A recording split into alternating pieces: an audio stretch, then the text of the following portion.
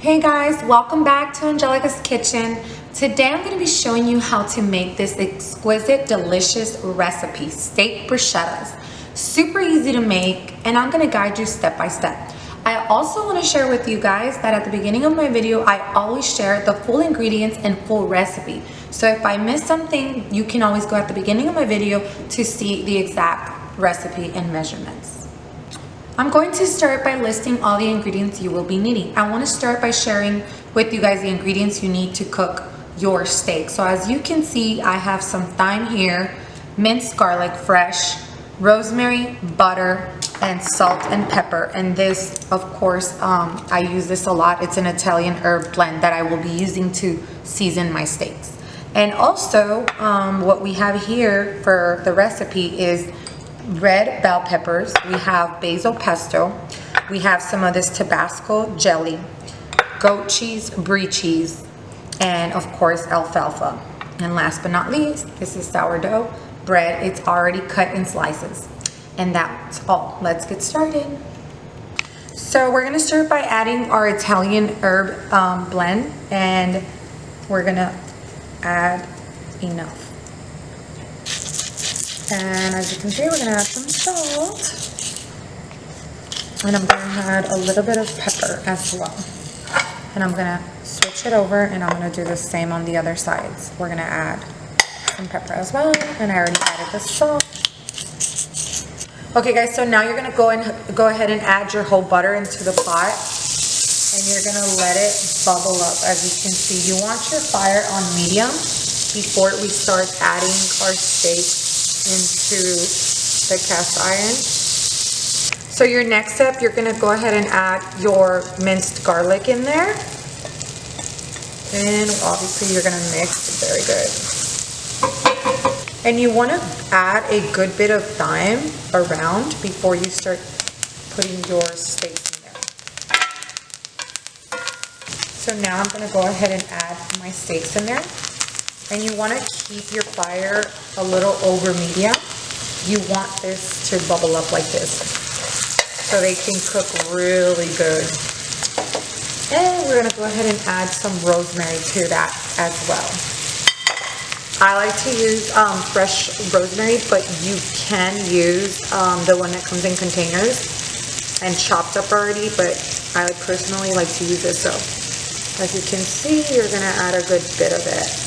It just gives it such good flavors when you're cooking your steak.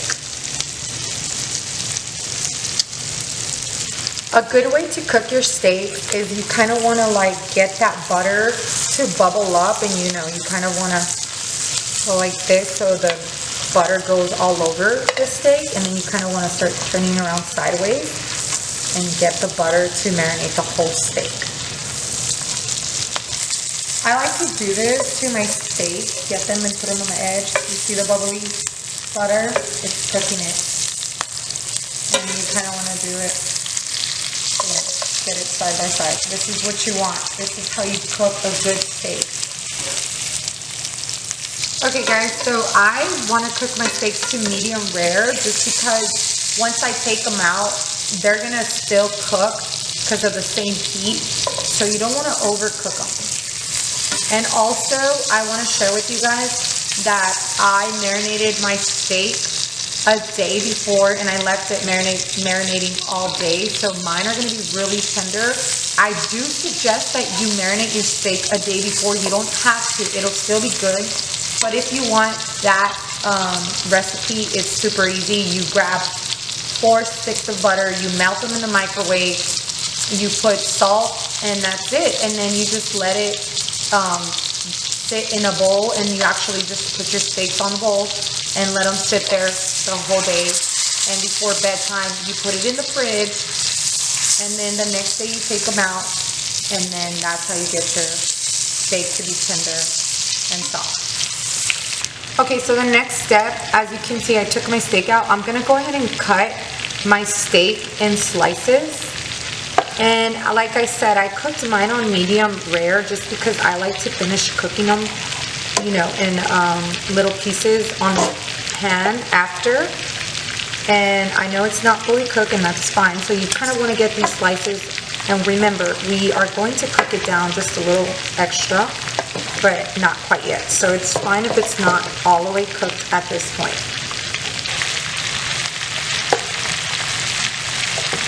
Hey guys, so this is the result of my steaks after cooking them. As you can see, I have some pieces that are medium rare and some that are medium well. That's just up to you, to the preference, how you like your steak cooked. So I'm about to show you the next step. As you can see, I have my bread already cut in slices, and I put butter in the back of it, in the front, and we're gonna start toasting our bread. I'm gonna show you how I like to toast my bread, and we're gonna go ahead and show you that part. So I have this grill, it's an inside grill with lines, and I like to toast my bread here. I feel like it's better than toasting it in the oven or in the toaster. So I'm gonna go ahead and put my slices of bread, and we're gonna go ahead and toast them back and front. Hey guys, so as you can see, I started toasting my bread already, and this is what it looks like. Super, super beautiful, and it looks really good. So I'm gonna finish these two, and then we're gonna get started with the rest. Okay, so we're gonna go ahead and get started. We're gonna start spreading our cheese after you toast your bread. So I'm gonna start with my goat cheese, and I'm gonna grab my bread and I'm gonna start spreading that. Also, you don't wanna add too much of it, because remember, you still have to add your brie cheese. And now I'm gonna go ahead and get my brie cheese, and I'm gonna pull some of it. It's kind of gooey, like it's not gooey, it's sticky. So you kind of have to get your way in there. And we're gonna go ahead and spread this really good. And now I'm gonna do the same thing, repeat it to another slice. Hey guys, I wanna share with you guys something. Be careful when you grab your brie cheese. This is wax, so you always wanna kind of open it and use the middle of it, the creamy, sticky part. This is all waxed on the outside, just so you guys know that. And you're gonna spread it. And we're gonna go ahead and start adding our steak on top of our bread after applying the cheeses to it.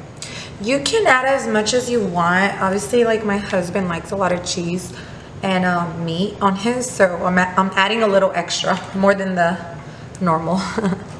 So there you go. And now we're gonna go ahead and add our pesto. And you're gonna mix that very good, and you're gonna just kind of add some on the middle to your liking. Okay, so after adding your pesto, you're gonna go ahead and grab your pepper jelly, and you're gonna do the same to it. You're gonna add some on the middle. This is to your liking, but trust me when I'm telling you guys, this gives it just like the perfect taste. So I'm gonna go ahead and add a good bit. You get your salty and sweet and like creamy, cheesy flavors. It's just like, it's heaven. Like I'm telling you, this treat is just heaven. You guys are going to love it. So now we're gonna go ahead and add our red peppers, and I like to just add just like a couple, not too many. And you can basically put them as you please, you know, you just kind of want to decorate it to make it look fancy, you know. And there we go.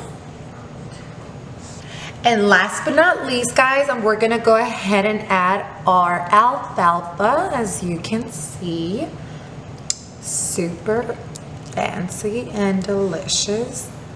And there you have it, guys. Thank you for watching my channel. I hope you enjoyed this delicious recipe. Please don't forget to subscribe for more delicious recipes like this.